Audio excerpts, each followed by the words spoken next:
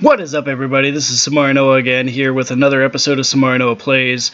This time we're going to be playing The Park, which, again, I'm going in kind of blind, but whatever. The Park is a narrative experience, best played in a dark room wearing headphones. I got that down. It deals with subject matter that may be disturbing to some players. During the course of the game, the Park may manipulate graphics, audio, control settings, and your sanity. This is perfectly normal and should not be a cause for alarm or psychiatry.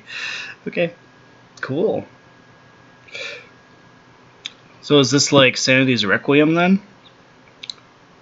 That could be cool.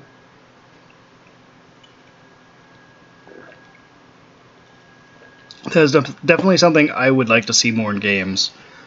The Eternal Darkness sort of style sanity meter situation. Funcom presents. I always return to Atlantic Island Park. Wonder where that is. Could be on Atlantic Island. So we're on the East Coast, apparently. Oh.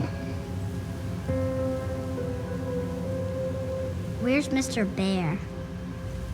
I haven't seen Mr. Bear, Callum.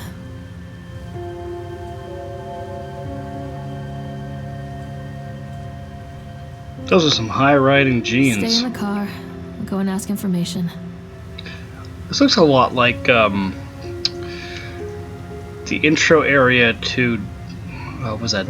Yeah, Downpour. Silent Hill Downpour. You be okay in here for several hours? What are you wearing on your shirt? Cthulhu? Alright, cool. Wait. Hey, give me back my mouse. Oh. So to move your camera around, you have to hold the right mouse button. Interesting. Gonna run? Nope. That's gonna be annoying. Ooh, hey, look, body. I come from an era before Half-Life 1, so seeing your feet is still absolutely fascinating for me. Alright. Attention, patrons. The park is now closed. Please make your way to the car park at your earliest convenience. Employees prepare the park for shutdown.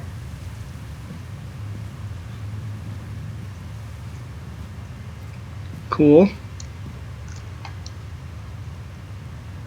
Why is it all warpy? That's kind of neat. Callum was born the day this place opened. This is his favorite place in the world. Alright. A tribute to the unnamed heart of Solomon Island and the people who used their talents to bring the dream of Nathaniel Winter to life. May this park be a place where joy and laughter are gathered and used to infect all those who follow after.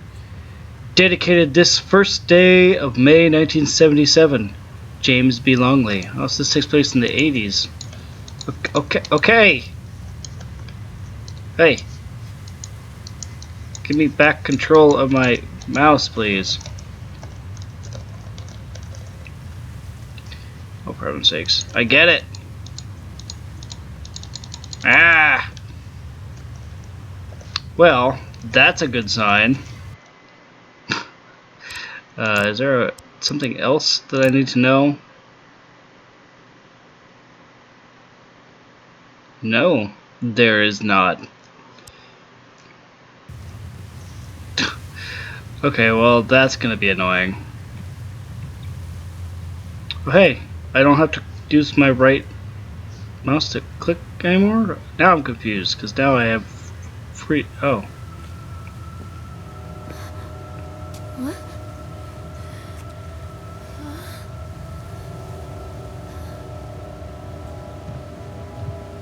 Hey, Lorraine. Lorraine. Don't blame yourself, Lorraine. People lose things all the time. Take a deep breath and think about the last place you saw your son's teddy bear. Hey, stop! I think your boy just ran into the park. I'll unlock the gates for you. How does he know anything about that?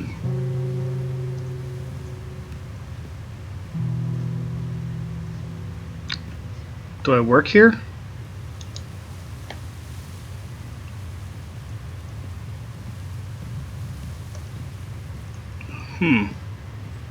I get to go through that one.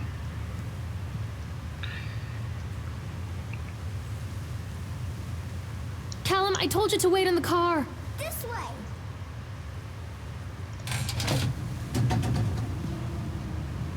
way. Welcome to the park. Nathaniel Winter welcomes you to Atlantic Highland Park. Holy God, look at that guy. Ew. He has tiny legs. Okay. I hope that's not like accurate perspective. There's something special about the entrance to an amusement park. A Yep. line drawn between the real world and the world of whimsy within. On this side, the apathy of our everyday lives. And on the other, anything we might dare to dream. It's no wonder Callum ran back inside. I wouldn't want to leave either. Attention employees, the park is now Oh, closed. there it is. Have a safe journey home. Can I move or am I stuck?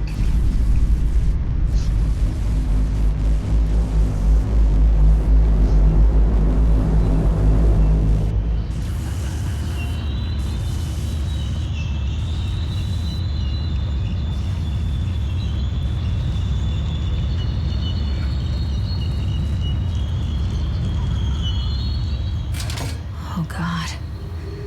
The park. What happened here? Oh, now we can run. Thank heaven. It's easy to get lost here. Octotron. I want to go there. Sideshow Alley. Roller coaster. House of Horrors. That one sounds like a wonderful time. Callum! Where did you go?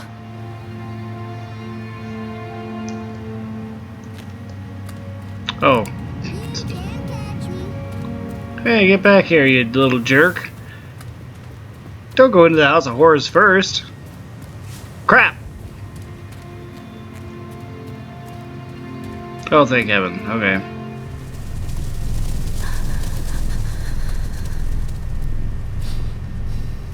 Carrie Killian is Satan's whore. Oh, that's good. Callum, tell Mommy where you are. Come on, Mommy.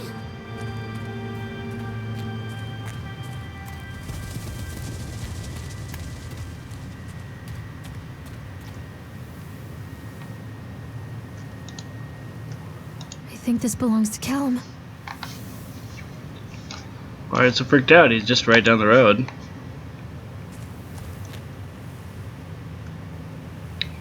Look at Robbie the squirrel. Chad the chipmunk, huh? Oh, that was close. Just a drunk guy in a suit. Chad the Chipmunk welcomes you to Atlantic Island Park. Sorry. Chad can be seen in daily ice sculpting shows in the following locations. Why does he sculpt ice? He's a chipmunk. 11 a.m. Sideshow Alley. 1 p.m. The Octotron. 3 p.m. Park entrance. Chad the Chipmunk worst in class. Chad can't even seem to pass. Chad gets angry, likes to fight. Chad is beaten every night. Chad will have a dead-end job. Chad will die a useless slob. Aww. How sweet. They wrote a poem for him.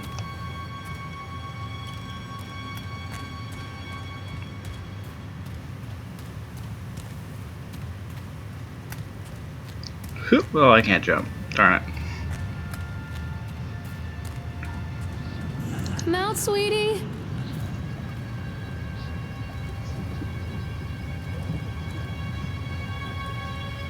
Callum, stay where you are.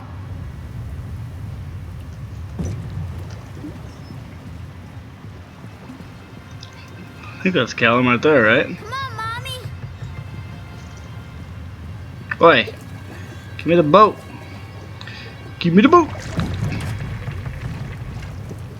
Ah, fuck. Give me the damn boat. A boy named Pencil? Did you hear that?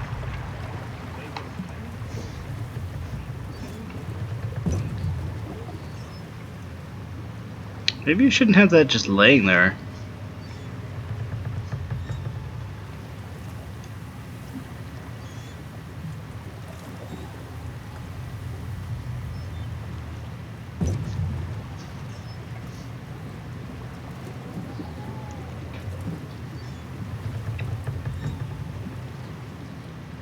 If only I'd remembered to bring a flashlight on this day to the park. Near a great forest, there lived a poor woodcutter, his wife and his 2 children. Oh, A boy named also Gretel? Hansel Mm-hmm. and a girl named Gretel. They were very poor and had very little to bite or sup. That's a weird way to put that. What will become of us? The woodcutter asked his wife one night. I tell you what, husband, we will take the children into the thickest part of the forest tomorrow and abandon them there. No, my wife, I cannot do that, said the man. Then we will all 4 starve, you fool. Wow, his wife is awful. Hansel and Gretel overheard their parents talking, and Gretel began to weep. Do not fret, Gretel, Hansel said. He crept out of the hut and gathered white stones from the ground to fill his pockets.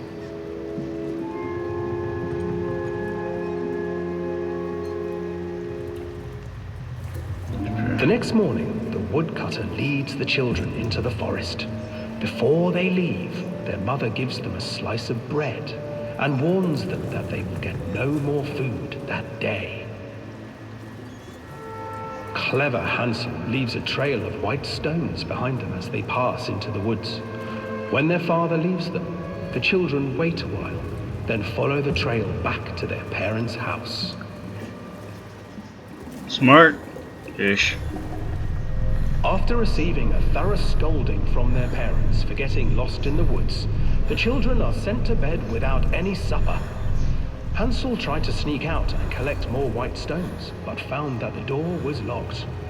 Tomorrow I will take them into the woods myself, the wife told the woodcutter.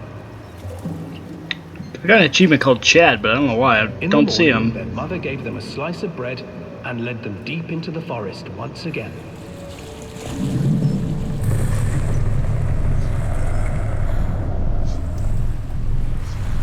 Hansel broke his bread into pieces and left a trail of breadcrumbs to lead them safely home. But hungry-eyed birds snatched up the breadcrumbs and his trail was destroyed. Abandoned by their parents and unable to find the trail home, the children wandered in the forest for 3 days. That sucks.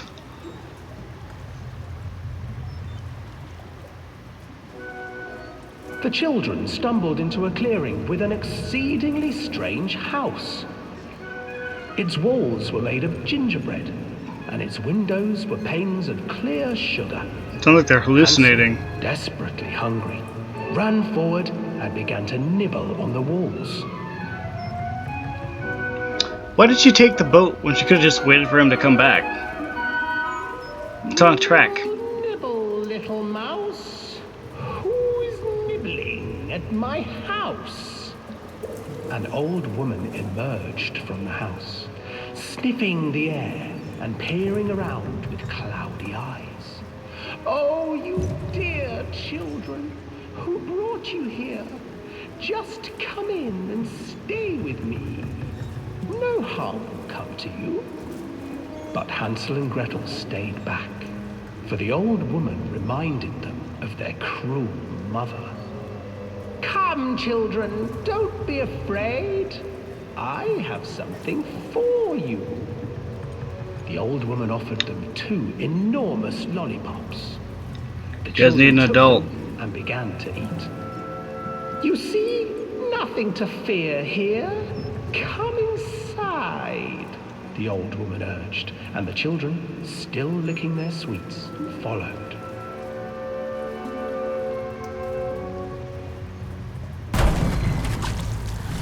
Once inside the house, the old woman changed. She stuffed Hansel into a cage and put Gretel to work, sweeping and cleaning her hut. "Your brother will make a good mouthful," the old witch told Gretel. "Once he is fattened up, I shall feast upon him." Wait, did we miss the spot, or was I just stop paying attention? Time passed, and poor Hansel refused to eat, fearing the day that the witch would eat him. The witch, for her part, grew impatient. "Today I will cook and eat your brother, Gretel. Climb inside and light the oven." But Gretel pretended not to understand. I do not know how. Where is the opening?" "Fool," the old witch said. "The opening is here." And she moved to show Gretel. Seizing her courage, brave Gretel gave the witch a shove, and the old crone tumbled forward into the oven. Gretel slid a large iron bolt over the door to the oven. Gretel freed her brother Hansel, and together they lit a fire beneath the oven. And though she Didn't have to screamed do and that. begged, the children sat by the oven until her screams had stilled, and the witch was cooked. You're all awful. Because even children can't survive on sweets, they divided up the body of the old witch and ate her. Is that actually from the fairy tale? I know they're all pretty fucked up. Oh.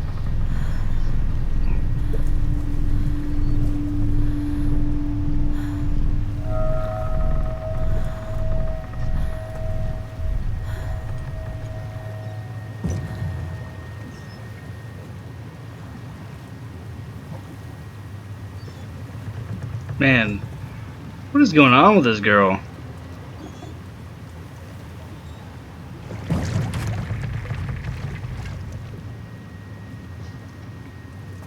Can I get off? Thank you. Swans, gingerbread, and chocolate. Another achievement. I don't know if those actually show up from what you're reviewing.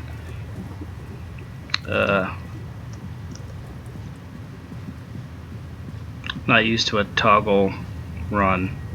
Hansel and Gretel. I used to read it to Callum when the electricity was shut off. Those poor children. The whole world against them. The forest, the birds, the old witch, even their own parents. I used to imagine that Callum and I were the kids in that story. Not mother and son, but brother and sister, hand in hand against the unkind world. We Okay, were always weirdo. hungry, looking for our own house made of candy, looking for the sweetness that could take the pain away. Hunger leads people to desperate, terrible places where the tree branches reach like claws. You didn't eat your kid, did you? I'm not playing anymore, Callum.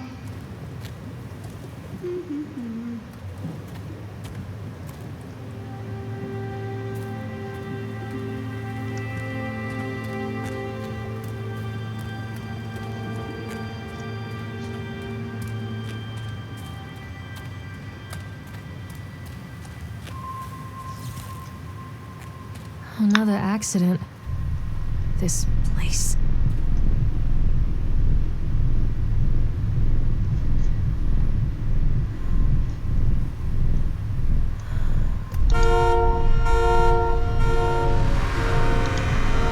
Despite the constant interruptions at work, Atlantic Island Park will be opening on time. The governor is booked to cut the ribbon, so the only real question is whether we will have any customers. I'm not truly worried. The customers will come out of simple curiosity. I deduced what was needed from the banned writings of Archie Henderson. It's astonishing to think that a resonance of positive emotions can be used to fuel such a process. Henderson himself chose to use negative.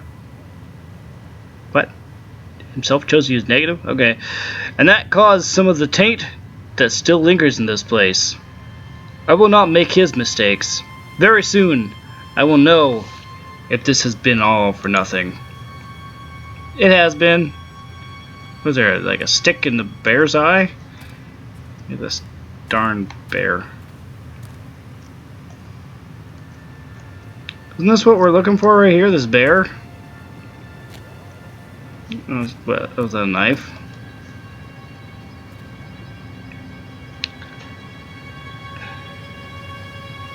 Yeah, it is a knife. Can you please get the bear? Alright, whatever.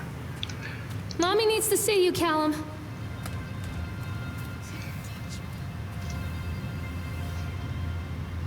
That was weird.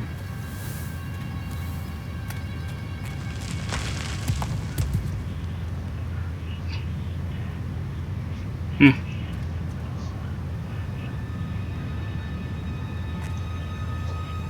guys hear that? A distorted rhyme of some sort.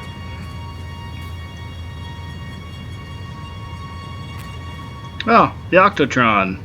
Hell yeah!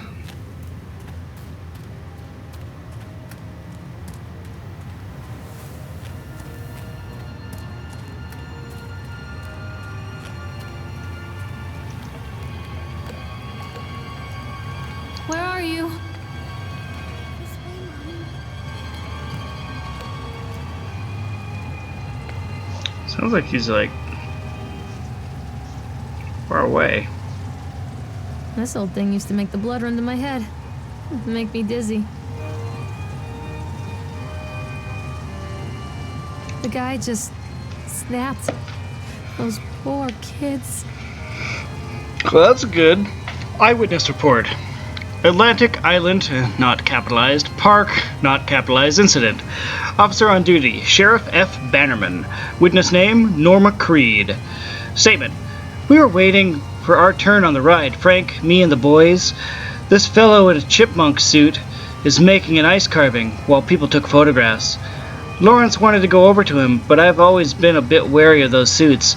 They give me the creeps. It's silly, I know. Anyway, the chipmunk man, he was carving and picking away at the ice, and at first we thought he was making some animal, like a tiger or lion, but as more and more ice fell away, when you first looked, it was like a human face, smiling out of that block of ice. But the more you looked at it, the more you saw that there was something not quite right about the proportions, something unnatural that made your heart begin to beat just a little bit faster, like you were prey, and that thing in the ice was the hunter. Okay. But then these teenagers walked up, and one of them made a face at the carving and said something rude to the guy in the chipmunk suit, and then, well, he went berserk.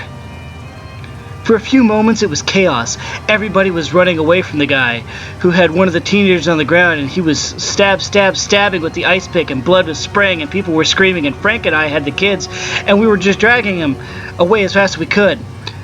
And the last thing I saw before Frank dragged me away was that the eyeball of one of those poor kids had landed on the ice sculpture, making the horrible creature look more or less alive. Okay. That water? Oh, it's just a reflection on the water. Alright. How do I get on this fucking thing?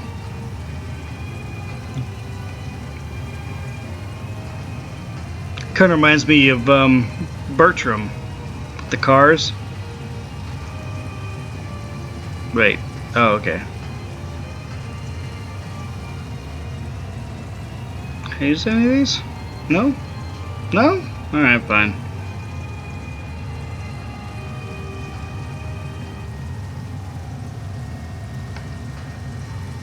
Wait for Mommy!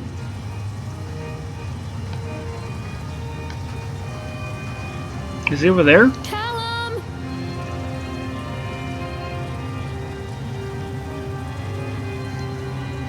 Huh.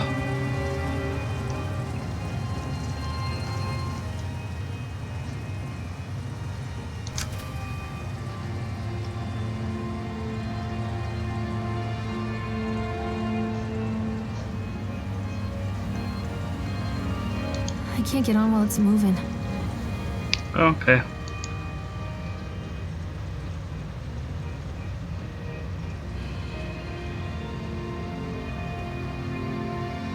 Those cars look so sad.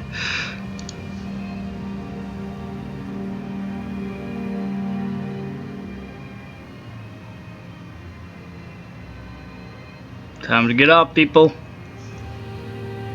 Time for me to get on.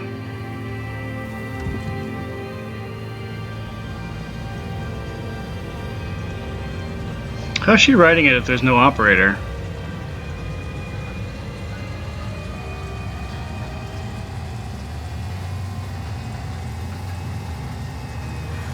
Got to have a body. What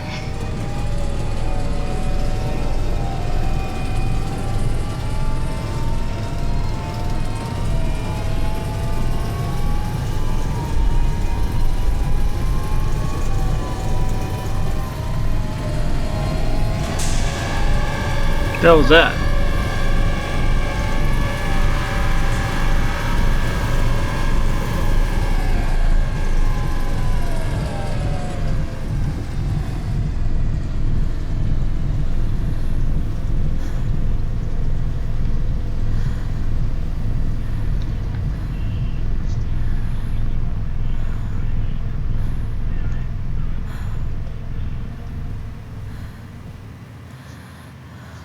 Where did you go?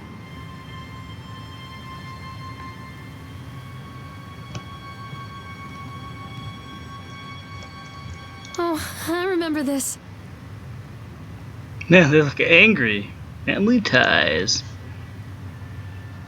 Callum, stay where you are.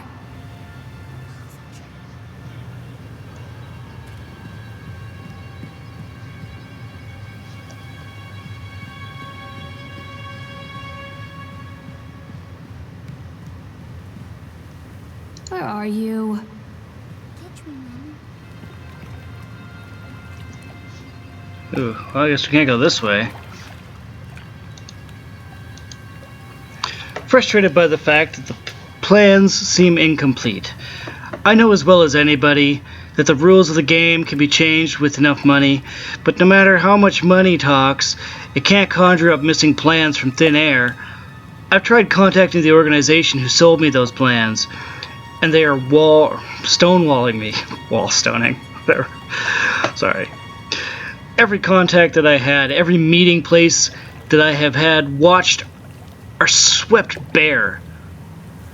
I have a sinking feeling that I have been swindled. We've gone ahead with what we could find in the plans regardless. The harvesting machines, the transport mechanisms, etc. I'll probably let Nicholas name them something cute for the day we open the park. There will be rides after all. Okay.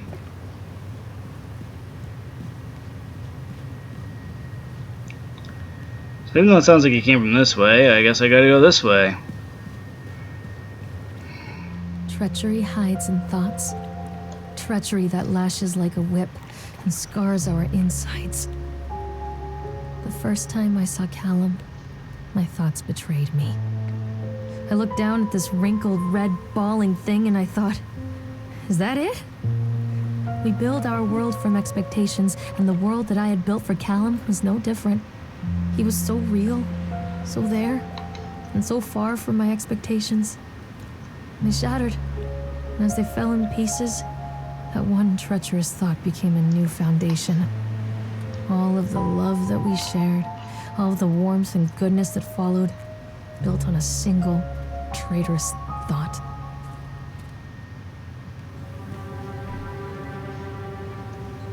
You're kind of a jerk, huh? How do we get in here? I thought working in the park for the summer would be a lot of fun, but the end of season here really drags. There aren't that many tourists around, and so most of the staff spend their days standing around gossiping. And most of that gossip is about Chad. I mean, Steve. See? Even I'm starting to call him Chad. I went to school with the guy. It's that goddamn suit. In the beginning it was a laugh. Steve the local lush is Chad the chipmunk, child-friendly mascot at the Atlantic Island Park. Lock up your daughters and all that. But the more he wears that suit, the weirder Steve is getting. At first it was the little things, like refusing to change out of the suit at work and taking it home with him every day. But then I saw him at Susie's diner, still wearing it, and it wasn't even a work day. Some of the staff complained, discreetly, to park management about the smell, and I saw him walking and talking with Mr. Winter, the owner, one day. But nothing seems to have changed. The suit still smells like a carcass whenever Steve walks by. And apparently Steve has picked up some new skills since the last time I saw him puking in the gutter outside the Psy-Coal station, because he sure as hell can carve a mean ice sculpture. Those shapes he makes in the ice, though, they give me the creeps. Steve came by the booth today, lucky me, and he just hung around for a while. I couldn't really tell because of that suit, but it seemed like he was just staring at me, sizing me up, eye-fucking me, whatever he was doing. I asked him what he wanted, and he just stood there, not saying anything. Eventually, I called my supervisor. When he came by, Steve wandered off. My supervisor told me to put everything in writing, so here it is. Also, I quit. I don't want to see that chipmunk suit ever again. Laura Henman. God damn it.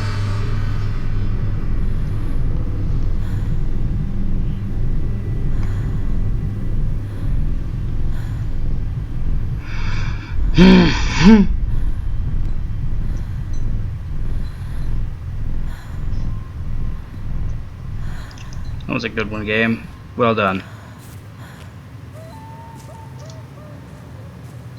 What the hell is that? That's supposed to be a coyote?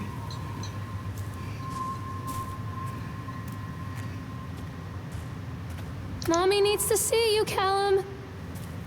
Mother duck said quack, quack, quack, quack. Good God! What the hell is this thing?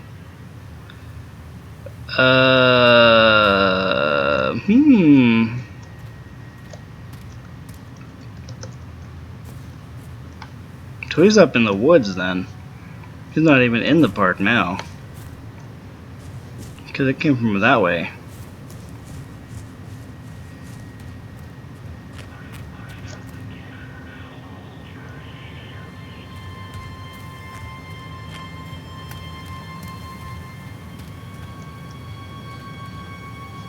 Constant crashes and 80s music. Guess it floats someone's boat.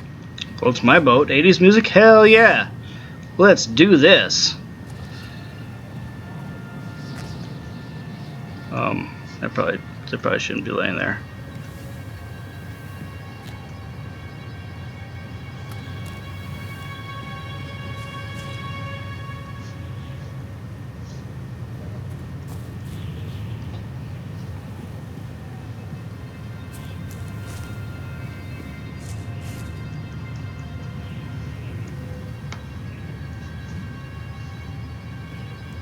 I don't know where I'm going, but I would think that she would. Since she apparently works here. Alright, let's check around this way and make sure there's wolves.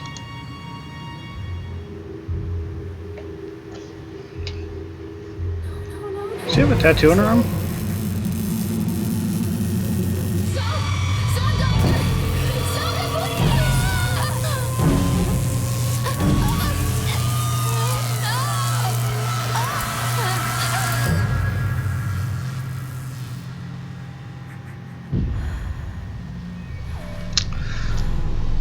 Shocking revelations. So am I in an asylum, or am I...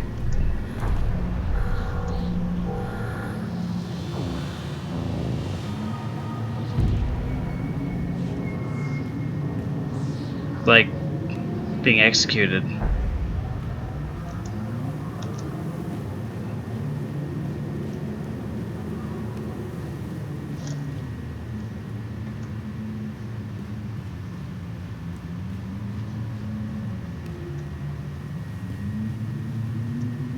Guessing there's nothing in any of these, right?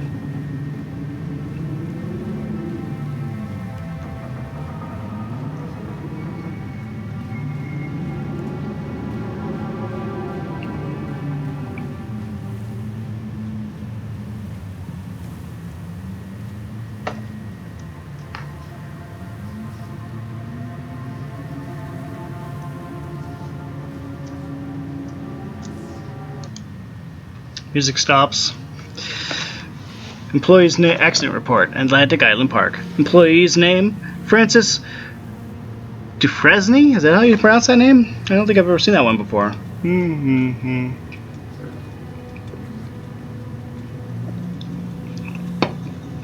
Time and date of the accident/incident. October 25th, 1976. That thing's been laying there a while. Job titles and departments. Laborers working on the crane. Supervisor lead person, Richard Stapleton. Witnesses. Lawrence Creed, Michael Edgeworth. Brief description of the accident or incident. During the transport of the bumper cars into the arena, one of the straps attaching the load to the truck came untied, causing a cascade of bumper cars onto Francis, who was standing directing the driver. Sorry. Francis was crushed by the weight of the cars. Describe any injuries caused. Francis was killed. Did the injured employee see the doctor? Yes. How? I guess he could have survived until he got to the doctor. Okay. If yes, did you file an employer's portion of the workers' compensation form? Yes. Supervisor's comments. Dexter, the truck driver, claims to have seen someone on the back of the load undoing the straps. Nobody else reported seeing that. The sheriff has requested that Dexter provide them with urine samples. What could have been done to prevent this incident? Double-checking the straps after transit should be mandatory, and drug screenings for all drivers. Have the unsafe conditions been corrected? No. Employer or supervisor's name? Date October 25th, 1976. So it was the same day. Additional comments/notes. The local laborers are very superstitious, and this hasn't helped. Some of them are refusing to return to work until we have someone from the local church walk the park and exorcise the bad spirits. Photocopy.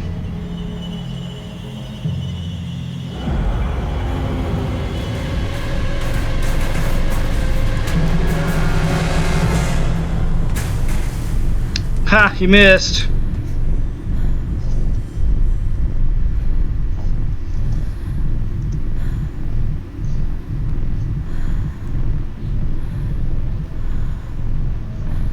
It was actually a really good way to show that this area is accessible. Stay where you are!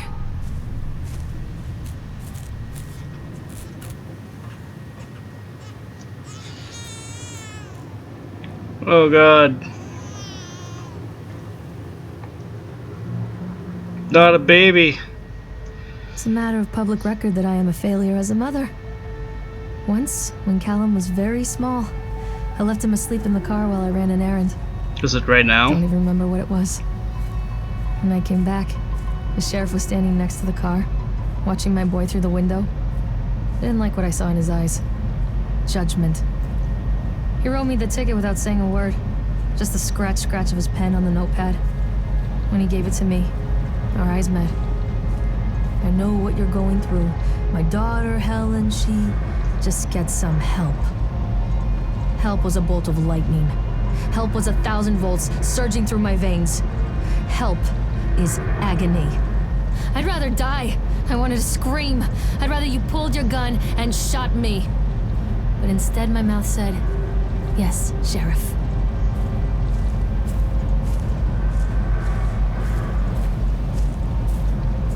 Dang, girl.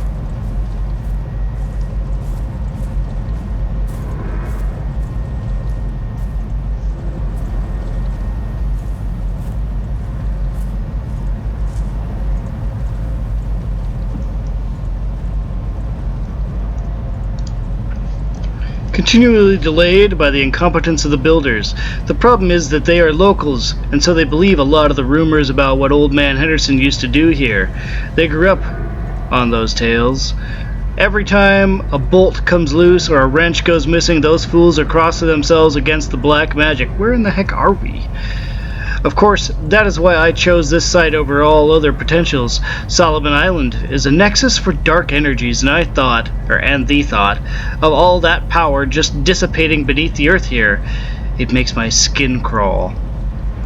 I called in a few favors back in Brooklyn, and got someone at the local academy to see if they had any interesting books about local history. Turns out they do, and it turns out that Old Man Henderson had some pretty strong connections to the Brooklyn crowd. Perhaps something he wrote will help me find the piece of the plans that I am missing. What are you up to? Oh, for heaven's sakes. Okay, that seems like a good place to stop this episode. We're about, 41 minutes in, roughly. Next time, we'll continue into this Ferris wheel and see where it takes us. No pun intended. Or was it? See you next time on Somarinoa Plays. That'd be me. Bye.